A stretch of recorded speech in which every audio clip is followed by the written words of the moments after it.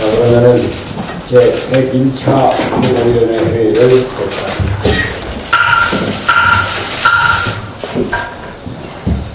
어제 새벽 한가위 고등학교에서 우리 국민 33명이 탑승하고 있던 유람선이 침몰하는 대단히 안타까운 사고가 발생했습니다. 현재까지 14명이 구조됐지만 그중 7명은 사망하였고 실종된 19명의 국민이 아직도 수색 중에 있다고 합니다. 사고로 유명을 달리한 분들과 유가족 여러분께 애도의 뜻을 전하며 실종자 가족 여러분께도 위로의 말씀을 드립니다. 세월호의 깊은 트라우마를 겪은 우리 국민, 사건을 아주 중하게 보고 있고 잘 해결되기를 바랍니다. 국민의 안전과 생명보다 중요한 국정사건입니다. 정부 당국은 가능한 모든 수단을 동원해서 실종자 수색과 사고 수습에 많은 기여를 바랍니다. 국회 정상화에 대해서 말씀드리겠습니다. 국회는 우리 오신환 원내대표가 잘 이끌어갈 것으로 믿습니다. 국회가 파행된 지 오늘로 55일째입니다. 엄중한 경제 상황에서 국민의 뜻을 받들고 위기를 극복하는 데 앞장서야 할 입법부가 2달여간 공백 상태로 감추고 있습니다. 정치에 대한 국민의 불신이 하늘을 찌르고 있습니다. 국회의원에 대한 국민 보완제를 도입해야 한다는 주장이 도입될 정도입니다. 거대 양당은 서로 탐난할 것이 아니라 국민 여러분께 임무를 방해한 데 대해서 사과하고 하루속히 국회로 돌아와야 할 것입니다. 이번 국회 파행의 1차적인 책임은 자유한국당에 있다고 보여집니다. 뜻이 맞지 않는다고 자리를 박차고 나가는 것이 제1야당의 태도가 아닐 뿐더러 공당의 자격에도 맞지 않는 일입니다. 의회민주주의는 대화와 합의를 통해서 발전합니다. 자유한국당은 비상식적인 막말과 정치공세를 중단하고 즉각 국회로 돌아와 대화를 하며 문제를 해결해야 합니다. 더불어민주당 또한 반성해야 합니다. 정치를 하려면 줄 것은 주고 양보할 것은 양보해야 합니다. 그러나 더불어민주당은 집권여당으로서 국정을 원만하게 운영해야 할 책임이 있음에도 불구하고 야당은 편가르기, 윽박지르기만 하니 국정이 제대로 돌아갈 리가 없습니다. 작년 12월에는 자유한국당과 손잡고 예산안을 짬짬이로 통과시키더니 어제는 일방적으로 정상화 시간을 6월 3일로 정하고 합의가 이루어지지 않을 경우 자유한국당을 배제하고 국회를 소집하겠다고 합니다. 국회의원 워크숍에서는 돌아오라 자유한국당 이런 피켓이나 들고 시위나 하고 있는 것, 이게 집권여당의 태도입니다. 협상의 내용을 갖추고 줄 것은 주고 받을 것은 요구하는 것이 민주정치입니다. 더불어민주당은 갈등과 대결의 정치를 조장하는 것을 중단하고 대화와 협치의 태도를 가져야 할 것입니다. 문재인 대통령과 청와대도 마찬가지입니다. 대통령이 나서서 국정수습을 위해 노력을 해도 모자랄 판에 야당의 목소리는 전혀 듣지 않을 뿐더러 야당을 비난하는 발언만 계속하면 국정을 제대로 운영할 수 있겠습니다. 그래서 촛불혁명으로 집권한 이 정권이 제도를 바꾼 것이 하나도 없어서 정치가 이 모양이 되었다는 비판이 나오는 것입니다. 어제 홍남기 부총리는 국가 채무 비율이 2022년에서 2023년까지 45%까지 오를 것이라고 말했습니다. 지난 16일 국가재정전략회의에서는 국가 채무 비율을 40% 선에서 관리하겠다고 말했습니다. 이 대통령이 질책을 하니까 바로 말을 바꾼 겁니다. 전문가나 관료체계가 대통령의 권위 앞에서 아무런 역할을 하지 못하는 것을 단적으로 보여주는 사례입니다. 경제를 위해서도 의회와 내각과 정당이 무시당하는 현재의 권력 구조를 바꿔야 한다는 말이 나오는 이유입니다. 어제 고 조영래 변호사가 세상을 떠난 지 29년 만에 서울대생 내란음모 사건 재심에서 무죄 판결이 나왔습니다. 만시지탄이지만 몇 개나마 고인의 명예가 회복되어 기쁘게 생각합니다. 저와 조영래 변호사는 고등학교 시절 한일회담 반대 시위를 했는데 그 당시 우리가 들고 나간 플래카드라 조영래 변호사가 쓴 이것이 한국적 민주주의다냐 였습니다. 당시에는 고등학생이 어떻게 이런 플래카드를 들고 나왔느냐며 많은 주목을 받았는데 요즘 한국 정치를 보면 수십 년이 지난 지금에도 그 질문이 여전히 유효한 것 같습니다. 제왕적 대통령제와 승자독식 양당제가 한국 민주주의의 발전을 가로막는 근본 원인입니다. 낡은 정치 구조가 바뀌어야 민주주의가 발전할 수 있습니다. 이제는 갈등과 대결의 양국체제를 타파하고 대화와 협치의 다당제 그리고 이를 통한 연합정치 합의제 민주주의를 제도화해야 합니다. 얼마 전에 끝난 유럽 의회 선거에서도 확인되었듯이 기성 양국체제의 몰락은 이제 전 세계적 대세입니다. 우리도 다르지 않습니다. 국민이 거대 양당의 끊임없는 대립에 지칠 대로 지치니 때 바른미래당이 국민의 새로운 희망이 되고 중도 개혁 세력의 중심으로 바로 선다면 내년 총선에서 반드시 승리할 수 있습니다. 우리는 자신감을 가지고 한국의 정치 구조를 바꿔서 민주주의를 발전시키는 일, 민생과 경제를 살리는 길, 제3의 길을 끝까지 지켜나갑시다. 이상입니다. 국회 파행으로 인해서 국회가 제 역할을 하지 못하고 있습니다. 국민 여러분들께 진심으로 송구스러운 마음입니다. 그동안 물밑에서 진행되어 국회 정상화 협상이 막바지 단계에 접어들었습니다. 이인영 원내대표께서 저에게 전화를 걸어와 다시 한번 국회 정상화 의지를 밝혔습니다. 또 나경원 자유한국당 원내대표도 어제 민주화 정의당 원내대표 신임 인사 자리에서 국회 정상화를 위한 모든 준비는 돼 있다고 말한 만큼 파행 없이 6월 임시국회만큼은 개회할 수 있겠다는 기대를 가지고 있습니다. 그래서 이인영 나경원 원내대표께 공식적으로 제안합니다. 6월 임시국회 의사일정 합의를 위한 교섭단체 원내대표 회담을 조건 없이 개최합시다. 예산결산특별위원회 위원들의 임기가 지난 29일로 끝나서 특위를 새로 구성해야 하는 등 준비할 일들이 많습니다. 따라서 형식은 구애받지 말고 오늘 중이라도 만나서 지긋지긋한 국회 파행의 종지부를 찍었으면 합니다. 원내수석 부대표를 통해서 바로 일정을 조율하겠습니다. 이와 관련해서 청와대와 민주당에 한 말씀 드리겠습니다. 지금은 국정 운영을 책임진 정부 여당이 포용력을 발휘할 때입니다. 이미 골이 깊어질 대로 깊어진 상황에서 야당을 향해 강성 발언을 쏟아내는 것은 아무 도움이 되지 못합니다. 그런 의미에서 국회 정상화 취지에 정면으로 반하는 단독국회 소집 주장이 나오는 것은 몹시 유감스럽습니다. 국민이 바라는 것은 여야가 사이좋게 불문해서 모처럼 생산적인 국회의 모습을 보여주는 것이지 단독국회를 열어서 또다시 갈등 위에 새로운 갈등을 쌓고 국회 파행을 장기화하는 것이 결코 아닙니다. 아무쪼록 교섭단체 대표 회담을 통해 국민 여러분이 바라시는 국회 정상화를 이뤄낼 수 있도록 바른미래당이 앞장서겠다는 것을 다시 한번 약속드립니다. 지난 26일 정부가 추진하던 제3의 인터넷 은행 사업자 선정이 무산된 바가 있습니다. 사업자 선정을 신청했던 키움뱅크와 토스뱅크가 각각 혁신성과 자본 조달 능력 부족을 이유로 모두 탈락했습니다.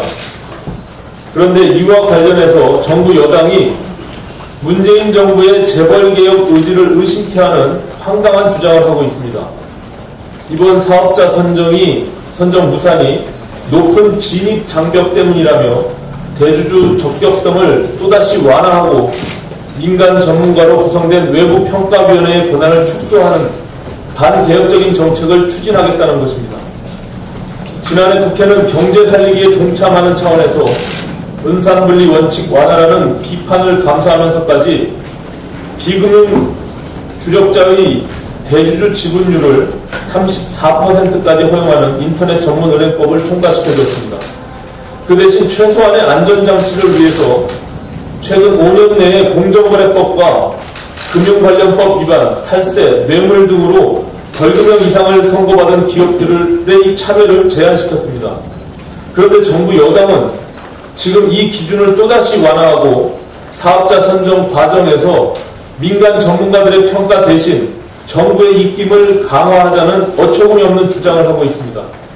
이는 재벌은행의 탄생과 제2의 론스타 사태를 부르는 위험천만한 발상입니다. 아무리 사정이 다급해도 그렇지 어떻게 부적격 기업들에게 은행을 가질 기회를 주고 이를 위해 민간 전문가의 권한을 축소하고 정부의 입김을 강화하자는 발상을 할 수 있습니까? 지금 인터넷 관치, 재벌, 먹튀은행을 만들자는 것입니까? 이번 사업자 선정은 신기술을 갖춘 ICT 기업들이 기존 인터넷 뱅킹과 차별화할 수 있도록 빅데이터를 활용하는 등 유인책을 제공하지 못하면서 애당초부터 흥행참패가 예고된 일이었습니다. 그 결과 기존 은행들과 차별화 요소가 없거나 아직 안정성이 검증되지 않은 업체들만 참여했다 모두 탈락한 것입니다. 그렇다면 신기술 ICT 사업자들의 참여를 유도하기 위해 규제 완화 방안을 강구하는 게 상식적인 방법입니다. 은행을 만드는데 부적격 기업들에게 문을 활짝 열고 정부 입맛대로 결정하겠다는 반개혁적인 발상을 당장 거두어드릴 것을 촉구합니다. 이상입니다.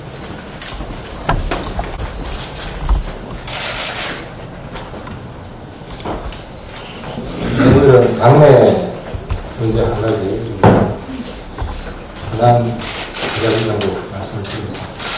제가 지난번 교부위원회에서 이제는 당내 해법 경쟁이 돼야 된다. 상호 공격 경쟁이 아니라 해법 경쟁이 돼야 된다는 말씀을 드린 적이 있습니다. 그래서 가급적 더 자주 우리 당의 갈등을 어떻게 해결할 것인가에 대해서 말씀을 드리도록 하겠습니다. 그 출발은 양측의 공동의 가치를 찾는 것에서부터 시작해야 된다고 생각합니다.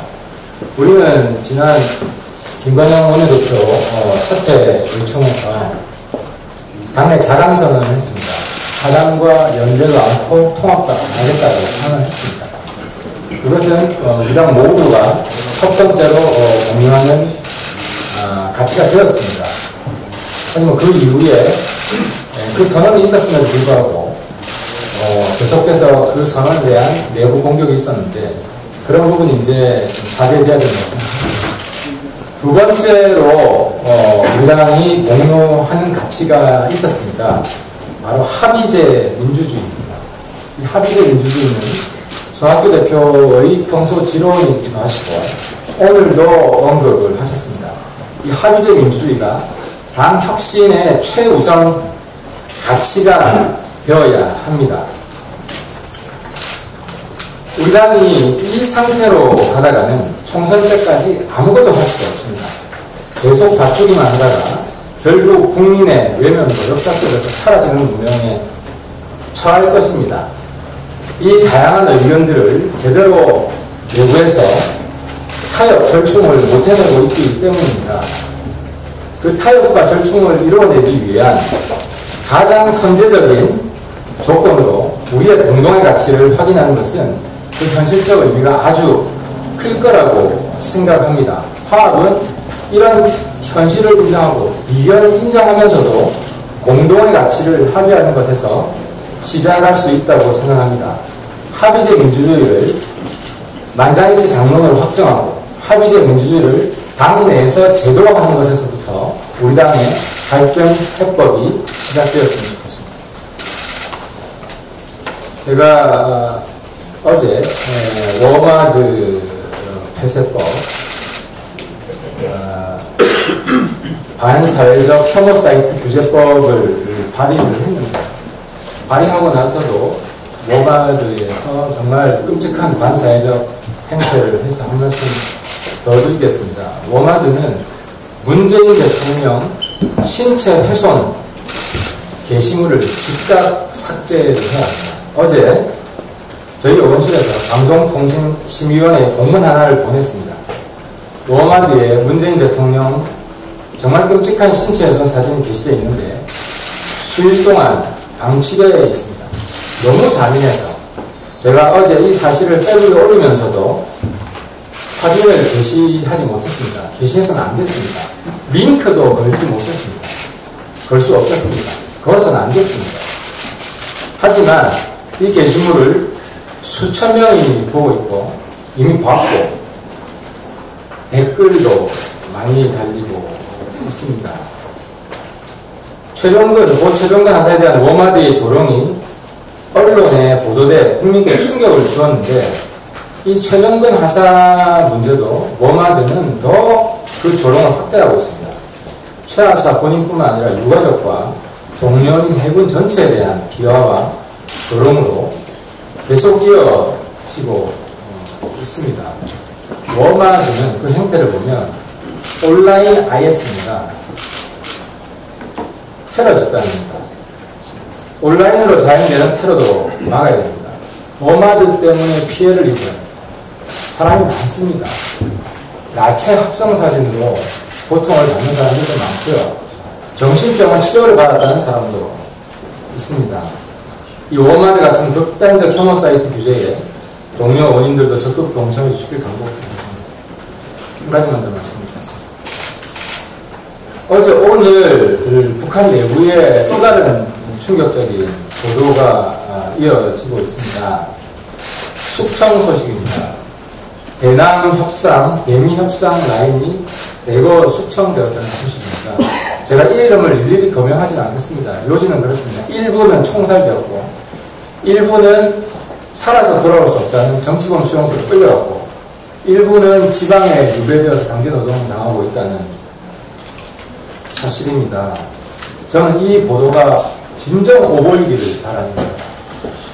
남북관계, 북미관계에 결코 도움이 안 되는 소식입니다. 그리고 정부도 이 문제들에 대해서 진위 여부를 명확히 밝혀주기 바랍니다. 만약 사실이라면, 일부라도 사실이라면 북한 내정이라고 침묵하지 말고 북한 당국에 꼭 항의를 해야 됩니다. 이게 사실이면 남북대화, 북미대화 굴러가기 힘듭니다. 우리가 협상하는 사람이 어느 날 아침에 총살될 수 있고 어느 날 아침에 정치범 수용소 끌려갈 수 있고 그게 현실이라면 우리가 어떻게 협상할 수 있습니까? 저 사람 말하는 거 우리가 안 들어주면 저 사람 죽겠구나. 이런 상태가 되면 어떻게 협상을 할 수 있겠습니까? 북한의 대남, 대미 간부들도 마찬가지입니다. 조금만 잘못하면 죽을 수도 있고 수용소 갈 수 있다는데 누가 그 협상에 나오겠습니까?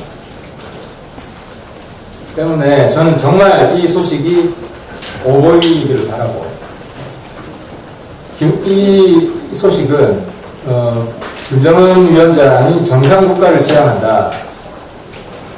잘 사는 나라가 되고 싶다라고 트럼프가 그렇게 강조하고 있는데 그 방향에도 어긋납니다. 이런 반문명적인 행위를 지속적으로 하고 있다면 누가 북한하고 정상적인 관계를 수립할 수 있겠습니까? 그리고 국회도 지금 못 열리고 있는 정보유혈 이 사건을 계기로 더더욱 열어야 됩니다. 우리 이해원 정보위원장님 그리고 한국당 협조를 하셔야 됩니다. 정보유혈 열어서 국정원장 문제, 그리고 북한 내부의 숙청 사건 문제를 모두 다루어서 남북관계, 북미관계에 걸림돌 되는 이런 문제를 우리 당국이, 우리 정부가, 우리 국회가 책임지고 다뤄야 됩니다.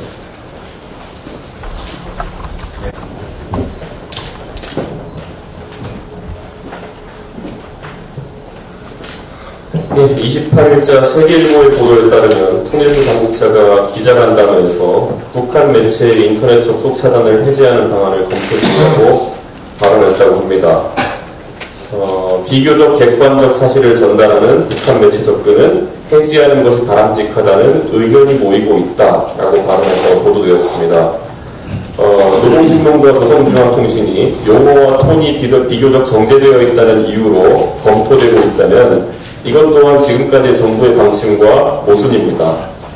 대통령께서는 지난 5.18 39주기 기념식에서 역사에 대해 잘못된 인식을 가진 독재자의 후예들에 대한 강력한 비난을 하셨습니다. 노동신문과 조선중앙통신은 용어와 톤의 문제가 아니라 역사에 대한 잘못된 인식을 우리 국민에게 선전할 수 있는 매체입니다. 이 매체들의 인터넷 접속 차단을 해제하는 방안을 만지작하고 있는 통일부와 청와대 당국자들에게 반문하겠습니다. 조선중앙통신과 노동신문은 한국전쟁을 북침이라고 주장하고 있습니다. 또한 천안함 폭침이 이명박 정부의 날조국이라고 주장하고 있습니다. 칼기 폭파 사건은 자신들과 관계가 없다고 주장하고 있습니다. 또한 연평도 포격 사건은 자위권 발동이라고 주장합니다. 그리고 우리를 겨냥한 실체적 위협인 미사일은 우주 개발을 위한 로켓이라고 합니다. 5.18의 진실에 대해 왜곡 날조하는 일부 극우 인사들의 발언에 반응하는 민감도로 북한의 역사 왜곡 날조를 받아들인다면 북한 매체의 접속 차단 해제는 언급조차도 할 수 없는 사안입니다. 저런 중요한 북한의 도발 행위에 대해 비교적 객관적 사실을 전달하는 북한 매체는 도대체 어디입니까? 공인된 역사에 대한 다른 이야기를 하는 독재자의 후예의 선전 매체를 용인하려거든 한국전쟁 전문자들의 유가족과 천안함 폭침과 연평도 포격 도발의 희생자들, 칼기 폭파 사건의 억울한 죽음, 그리고 금강산에서 피격되어 돌아가신 박광자 씨 유족의 마음을 반푼어치라도 헤아려 주십시오. 절대 노동신문과 조선중앙통신 등의 북한 매체에 대한 인터넷 접속 차단 해제는 있어서는 안 됩니다. 예, 문병원 최고위원입니다.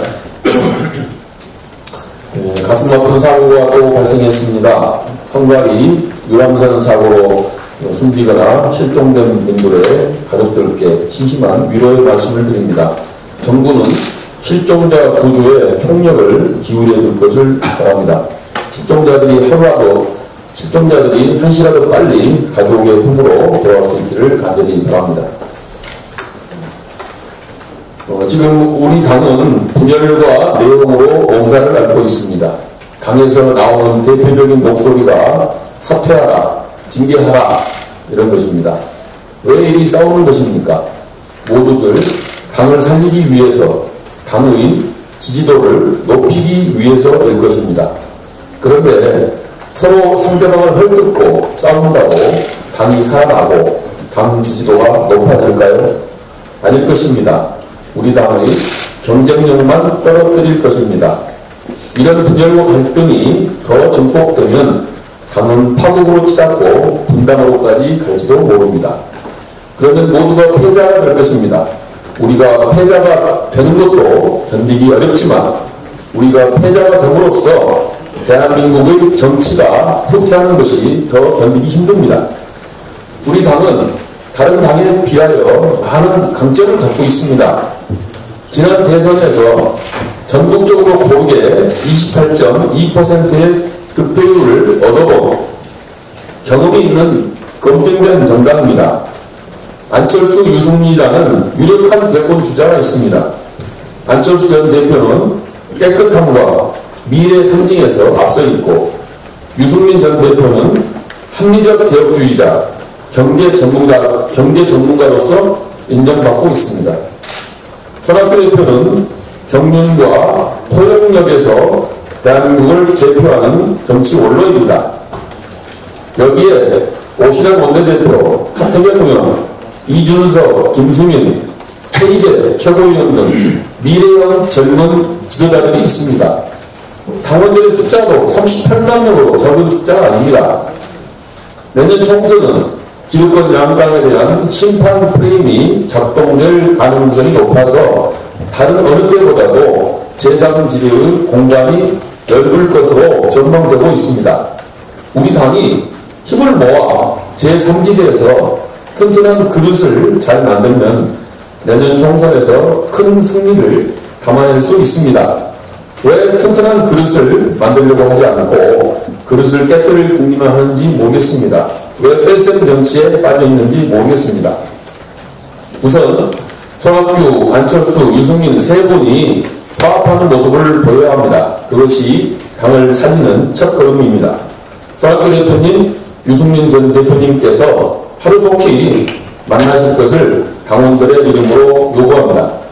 늘 싸우다가도 중요한 순간에서는 협력하면서 어려움을 돌파했던 김대중, 김영삼 두 분의 리더십이 생각납니다.